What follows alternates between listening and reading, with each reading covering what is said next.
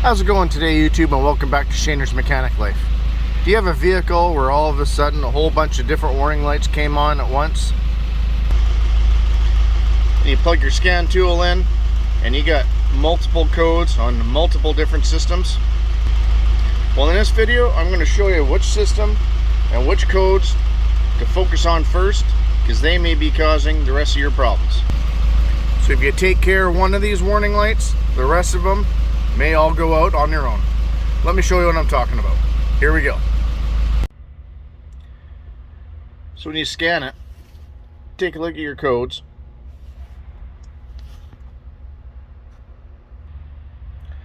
Not necessarily the part or the system, but look at the code description. Control circuit voltage low, rail pressure too low, overspeed, that's and then lost communication with transmission control system. You look at this system, look at all sorts of different transmission codes.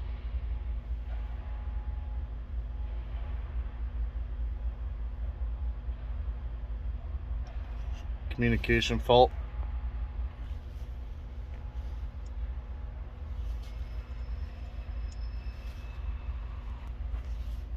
signal missing, opener short, opener short.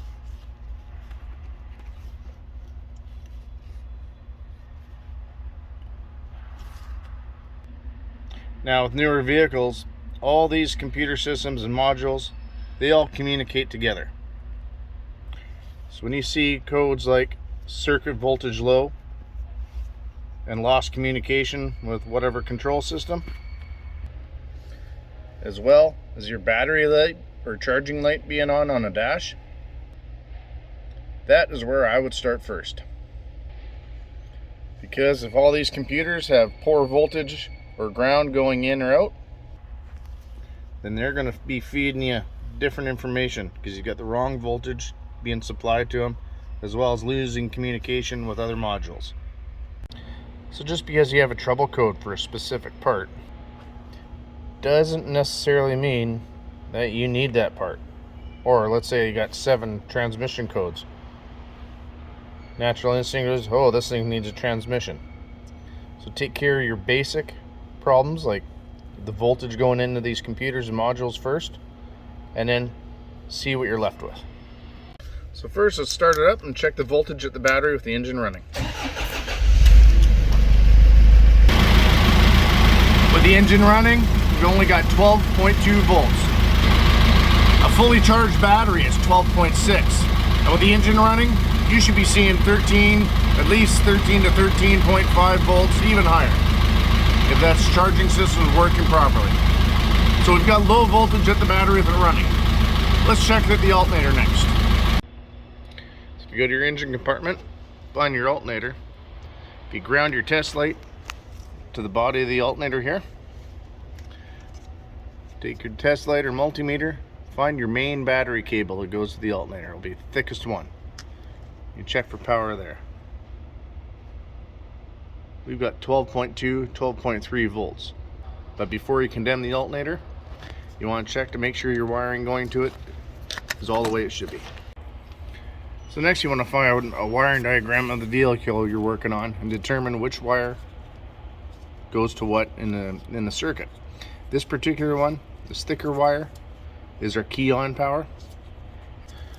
So we'll turn the key on and we'll check to make sure we have power here.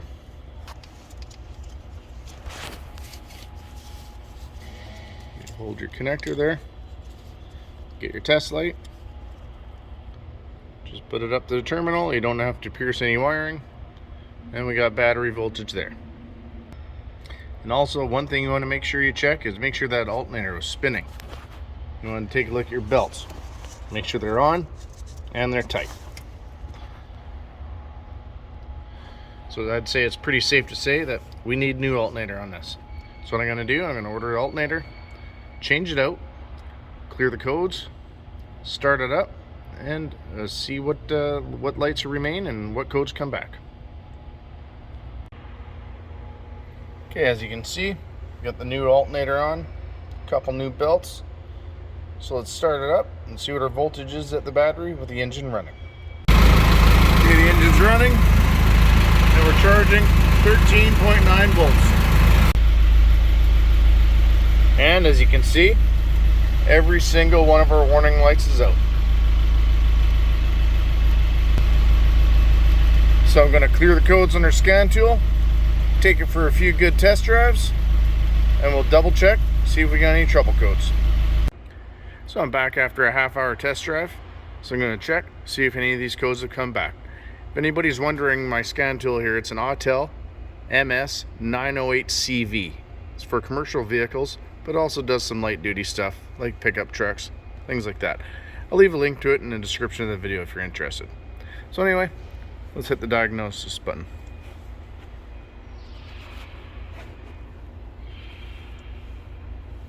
Auto scan.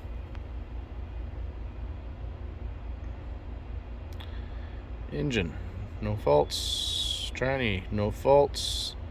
And brake, no faults. Well, everybody, I think we're good to go on this one.